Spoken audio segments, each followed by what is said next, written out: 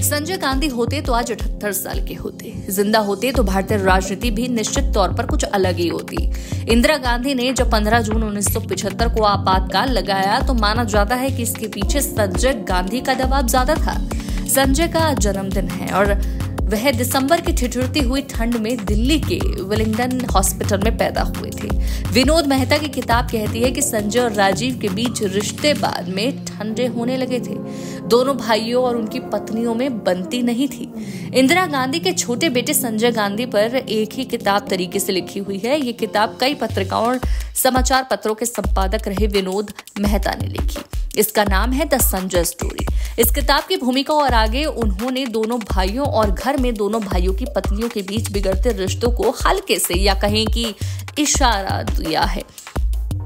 किताब कहती है कि जब इंदिरा गांधी आपातकाल उठाने के बाद 1977 में चुनाव हार गई तो मोरारजी देसाई की सरकार ने उनके खिलाफ बदले की तमाम काम करने शुरू कर दिए। ये इंदिरा गांधी परिवार के लिए मुश्किल के दिन थे जब संजय और इंदिरा अदालत में कानूनी लड़ाई लड़ रहे थे। घर में दोनों भाई और दोनों पत्नियों के रिश्ते ठंडे थे। सोनिया और मेनका के बीच इंदिरा गांधी तटस्थ रहने की कोशिश करती रहीं। परिवार में शांति बनाए रखने की हर संभव कोशिश करती रहीं। एक सुबह बीके नेहरू और उनकी पत्नी फ्लोरी गांधी परिवार के साथ नाश्ता कर रही थी कि अचानक डाइनिंग टेबल पर बैठे हुए संजय गुस्से में आ गए। उन्होंने अपनी प्लेट उठाकर कमरे में फेंक दी जिसमें सोनिया गांधी ने अंडे की डिश बनाकर दी थी। संजय इसलिए नाराज हो गए क्योंकि सोनिया ने उनके अंडे ठीक उसी तरह नहीं पकाए जैसा उन्होंने कहा था। किताब लिखती है कि खाने की टेबल पर इंदिरा भी बैठी हुई थी। उन्होंने संजय से एक शब्द भी नहीं कहा। 1980 में जब इंदिरा गांधी और संजय गांधी चुनाव जीतकर वापस आए तो इंदिरा वापस प्रधानमंत्री आवास में आ गई।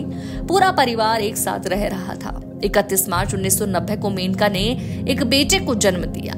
उसका नाम वरुण रखा गया। इंदिरा बहुत खुश थी। अब उनके 3 पोते पोतियां थे। किताब की भूमिका में विनोद मेहता ने लिखा, अफसोस वरुण के जन्म से भाइयों और उनकी पत्नियों के बीच तनाव कम नहीं हुआ। ये इतना बड़ा कि राजीव और सोनिया पीएम हाउस से अलग निजी स्थान में रहने चले गए।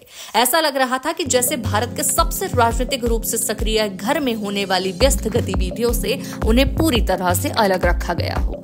किताब लिखती है, क्या होता अगर संजय दुर्घटना में बच जाते? क्या ये संभव है कि राजीव एक निजी नागरिक बने रहते और छोटा भाई वंशवाद की मशाल को आगे बढ़ाता?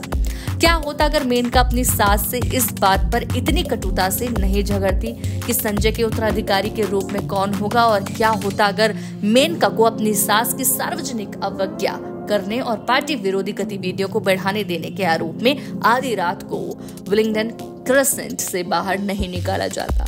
क्या मेनका वह भूमिका निभा रही होती जो सोनिया के बाद नए निभाई? किताब लिखती है कि इंदिरा गांधी के घर में संजय को ज्यादा तवज्जो दी जाती थी। इंदिरा शायद ही कभी उनकी कोई बात काटती रही हो। घर में संजय ने ऐसा माहौल बना लिया था मानो वह किसी भी विषय में एक्सपर्ट हो।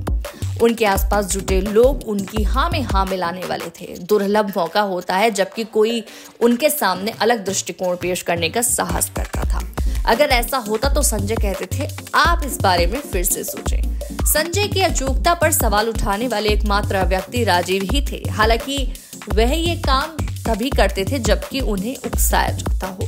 संजय ने जब फ्लाइट की ट्रेनिंग लेनी शुरू की तो इसमें उनकी दिलचस्पी बढ़ गई। तो इसके कुछ महीने बाद ही विमानन से संबंधित किसी तकनीकी मुद्दे पर राजीव के साथ बहस कर ली, जो कई वर्षों से पायलट थे और लंबी दूरी की उड़ानों में लगातार विमान को उड़ाते थे। दिल्ली फ्लाइंग क्लब में आधा दर्जन पायलटों से घिरे संजय ने फ्लाइट से जुड़ी किसी बात पर जोर वे सही है जबकि उनका भाई गलत है।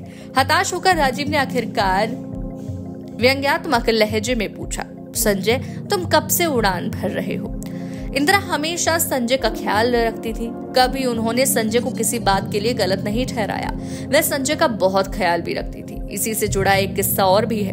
बल्कि 1977 में चुनाव हारने और वापस 1980 में सत्ता में आने के बाद वे अपने छोटे बेटे के प्रति और भी अधिक चिंतित और सुरक्षात्मक हो गई। उन्होंने अपने मित्रों और पार्टी कार्यकर्ताओं की अपील के बावजूद अपने बेटे की निंदा करने या किसी भूमिका की हल्की फुल्की आलोचना करने से इनकार कर दिया।